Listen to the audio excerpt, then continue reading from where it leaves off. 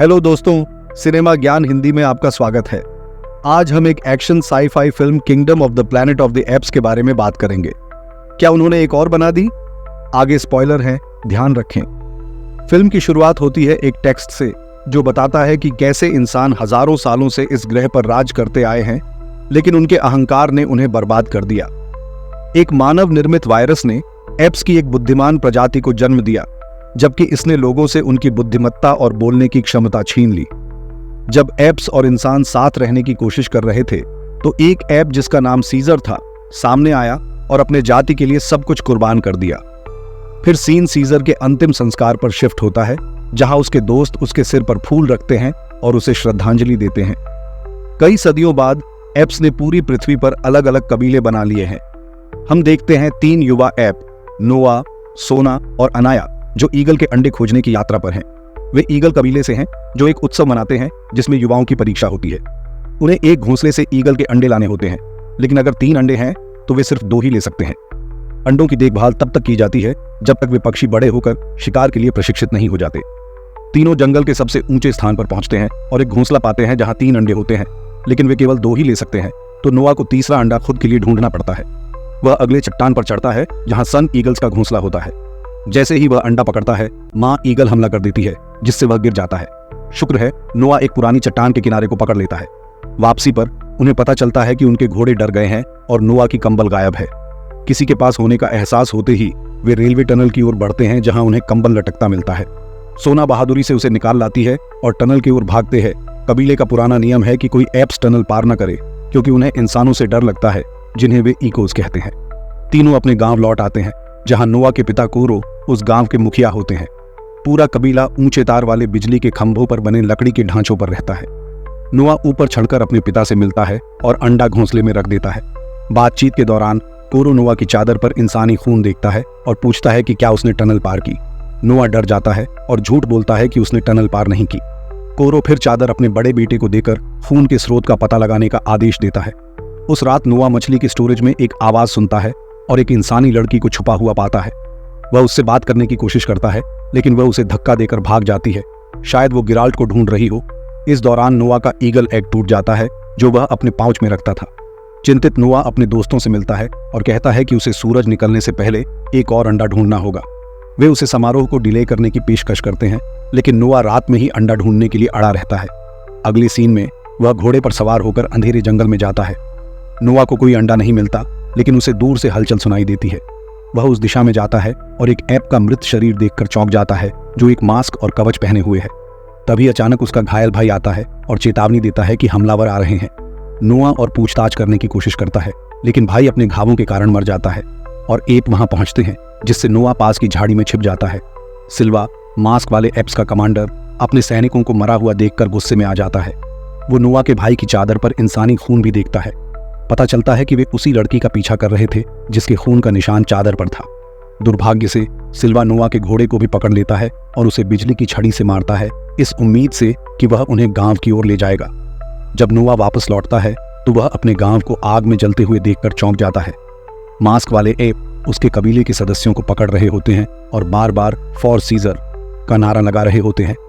डरा हुआ नोआ जलते हुए ढांचे पर चढ़ता है ताकि अपने पिता को बचा सके। दुर्भाग्य से सिल्वा उसे देख लेता है और उसका पीछा करने लगता है। नोआ किसी तरह ईगल्स को आजाद कर देता है, लेकिन अपने पिता को शक्तिशाली कमांडर से नहीं बचा पाता। कोरो दर्दनाक मौत मरता है, जबकि नोआ को टॉवर से फेंक दिया जाता है। अगली सुबह वह होश में आता है और पूरा गांव तबाह हुआ पाता है। नोआ रोते हुए अपने पिता को दफनाता है और उनकी मौत का बदला लेने का वादा करता है। वह अपने कबीले के बाकी सदस्यों को खोजने के लिए निकलता है, लेकिन अचानक कोरो का ईगल प्रकट होता है। वह घोड़े पर सवार होकर उसका पीछा करता है। पहली बार नोआ वर्जित टनल को पार करता है और दूसरी ओर निकलता है। वह ऊंची इमारतों से भरे स्थान को देखकर हैरान हो जाता है, जहां कभी इंसान रहते थे। यहां सुरक्षित नहीं होने के बावजूद नोआ आगे बढ़ता रहता है। वह कभी कभी आराम करता है और जो कुछ भी मिलता है उसे खाता है।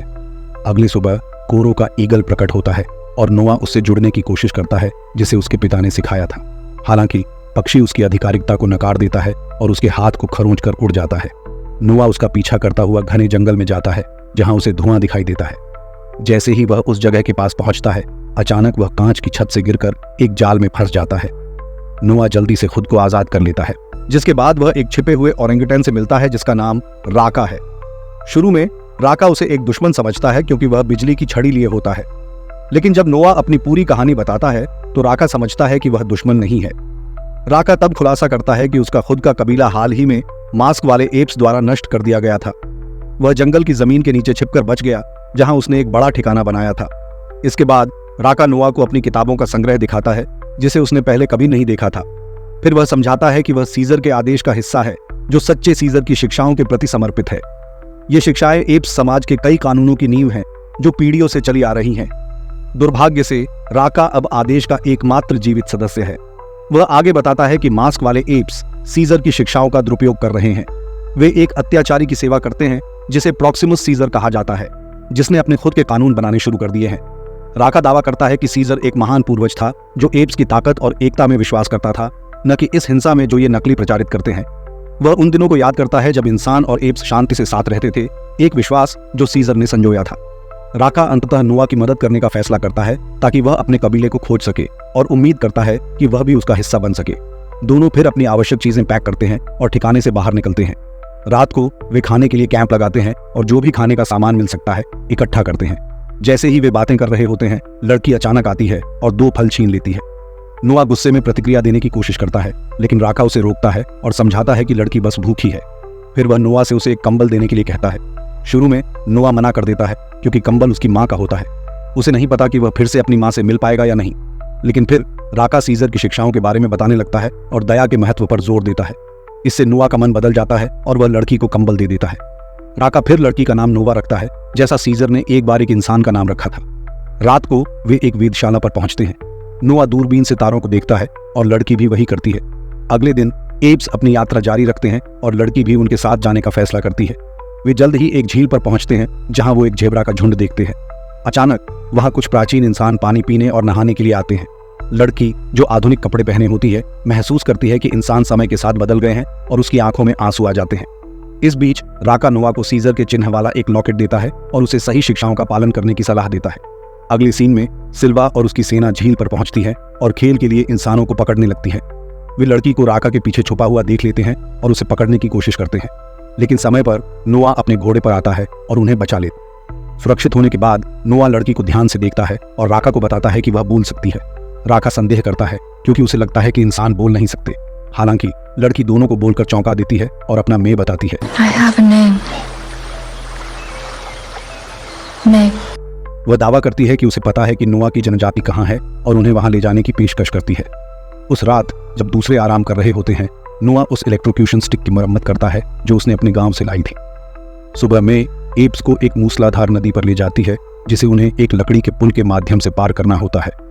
नोआ पुल पार करने के बारे में संदेह करता है, हालांकि मैं आश्वासन देती है कि यह सिल्वा के ठिकाने तक पहुंचने का एकमात्र तरीका है जहां उसकी जनजाति को बंदी बनाया गया है।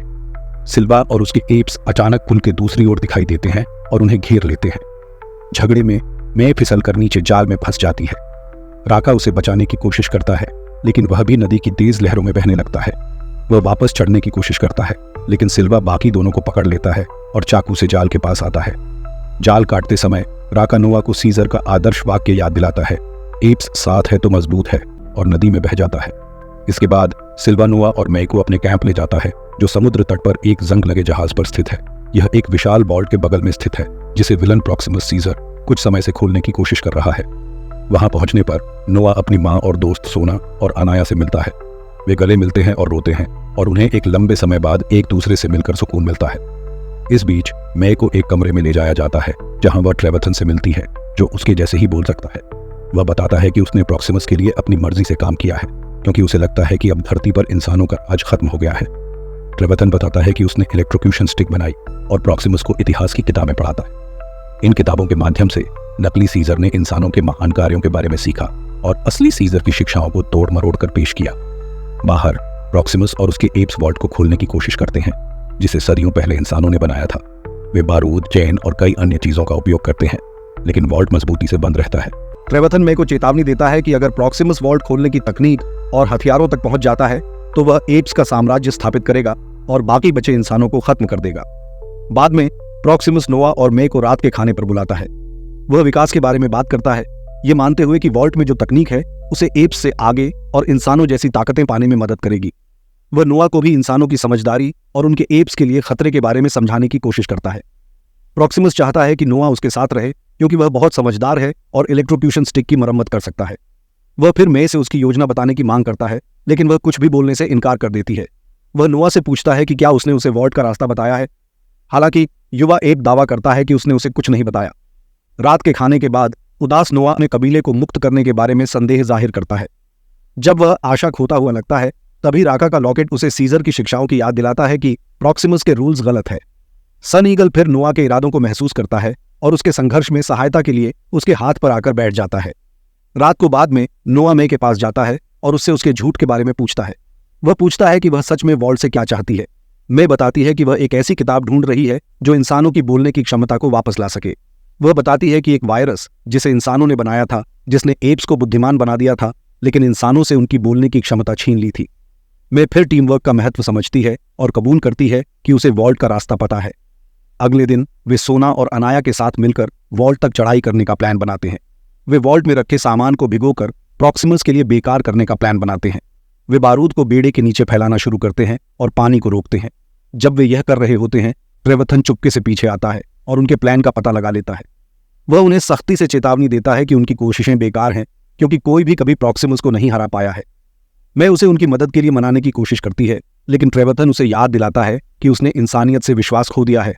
वह अपने एप लीडर को इस घटिया प्लान के बारे में बताने का इरादा करता है। मजबूरी में मे उसे गला घोंटकर मार देती है और उसकी लाश को पानी में फेंक देती है। बांध के चारों ओर विस्फोटक लगाकर नोआ मे को पीठ पर लादकर पहाड़ी पर चढ़ता है। उनका ग्रुप जल्द ही 3 बड़े पुराने प्रवेश द्वारों तक पहुंचता है जो कभी वॉल्ट को हवा पहुंचाते थे। अंदर जाने पर वे जगह को पूरी तरह खाली पाते हैं। फिर मे वॉल्ट को चालू करती है और अपनी किताब ढूंढती है जो उसे एक गुप्त अलमारी में मिलती है। किताब एक सैटेलाइट सिस्टम को स्टार्ट करने की चाबी निकलती है। इस बीच नोआ और उसके दोस्त तहखाने से गुजरते हैं और उसकी अद्भुत चीजों को देखते हैं। वे पिक्चर वाली बुक्स देखते हैं जो इंसानों को एप्स को कैद करते हुए दिखाती हैं। यह देखकर नोआ का विश्वास टूट जाता है कि इंसान और एप्स कभी शांति से रहते थे। वह मे से इस बारे में बात करने की कोशिश करता है, लेकिन तभी बुरे एप्स आ जाते हैं। प्रॉक्सिमस का सिपाही जल्दी से सोना को पकड़ लेता है, उसके गले पर चाकू रखता है और मे से उसकी असली मंशा बताने को कहता है। लेकिन उसके अचानक मे एक बंदूक निकालती है जो उसने किताब के साथ पाई थी और उसे गोली मारकर मार देती है। फिर वह बम फोड़ देती है, जिससे पूरा इलाका बाढ़ में डूब जाता है और अफरा तफरी मच जाती है, क्योंकि प्रॉक्सिमस की सेना पानी से बचने की कोशिश करती है, जबकि ईगल कबीला सुरक्षित जगह पर चढ़ जाता है। तभी सिल्वर नोहा का पीछा करता है, क्योंकि दोनों अपनी जान बचाना चाहते हैं। फिर एक जबरदस्त लड़ाई होती है, लेकिन नोआ एक पतले पाइप के बीच के रास्ते से निकल जाता है। विशाल गोरिल्ला भी पीछा करने की कोशिश करता है, लेकिन वह पाइप्स के बीच में फंस जाता है और डूबकर मर जाता है। मुश्किलों से बचकर नोआ उसी रास्ते से तहखाने से बाहर निकलता है और अपने बचे हुए कबीले से मिलता है। लेकिन जैसे ही वे सोचते हैं कि वे सुरक्षित हैं, प्रॉक्सिमस पीछे से आता है और नोआ पर हमला कर देता है। वह अकेले ही नोआ को कई बार जमीन पर पटकता है और उसे अधमरा कर देता है। फिर वह नोआ और उसके कबीले को अपने सामने झुकने के लिए मजबूर करने की कोशिश करता है और बाद में उन्हें मारने का इरादा रखता है। लेकिन अचानक नोआ अपनी सारी ताकत जुटाकर खड़ा होता है और एक खास गाना गाने लगता है। जल्द ही उसका कबीला भी उसके साथ गाने लगता है और उनकी सम्मिलित आवाजें उनके ईगल को बुलाती हैं। क्रोधित ईगल्स जल्दी से एक गोला बनती हैं और प्रॉक्सिमस पर पंजों से हमला कर देती है। कोरो का सन ईगल प्रॉक्सिमस पर आखिरी वार करता है और उसको पहाड़ी से गिरा देता है, जिससे उसकी मौत हो जाती है। काम पूरा करके ईगल नोआ के पास लौटता है और उसकी जीत का इशारा करते हुए उसके हाथ पर बैठ जाता है। घटना के बाद नोआ अपने कबीले को उनके गांव वापस ले जाता है, जहां वे अपने टावरों को फिर से बनाने का काम शुरू करते हैं। कुछ दिनों बाद मे नोआ से विदा लेने आती है, लेकिन वह इंसानों के बारे में अपनी शंका जाहिर करता है। वह प्रॉक्सिमस के विश्वास को दोहराता है कि शायद इंसान हमेशा अपने स्वार्थ के लिए काम करेंगे। मैं मानती है कि उसका लक्ष्य इंसानों को उनका प्लैनेट वापस दिलाना है, लेकिन नोआ पूछता है कि इससे एप्स का क्या होगा। नोआ न्याय की बात करता है और कहता है कि अगर इंसान फिर से अपनी तकनीक और स्वतंत्रता पालेंगे तो एप्स अपने बोलने की शक्ति खो देंगे। वह राका के सपने को याद करता है जिसमें एप्स और इंसान शांति से रहते थे और सोचता है कि क्या वह सपना कभी पूरा हो सकता है। मैं उसकी बातों से प्रभावित होती है और अपने पीछे छुपाई बंदूक को हटा देती है।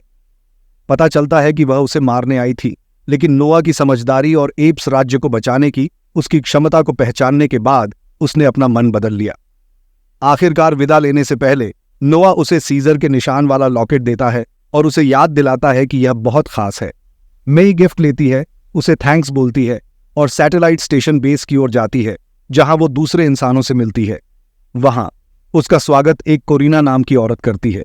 मे उसको डिसेफरिंग की दे देती है, जिसे कोरिना और उसकी टीम नेटवर्क सैटेलाइट्स को एक्टिवेट करने के लिए इस्तेमाल करती है, जिससे वे दुनिया भर के बाकी बचे हुए इंसानों से संपर्क कर सके।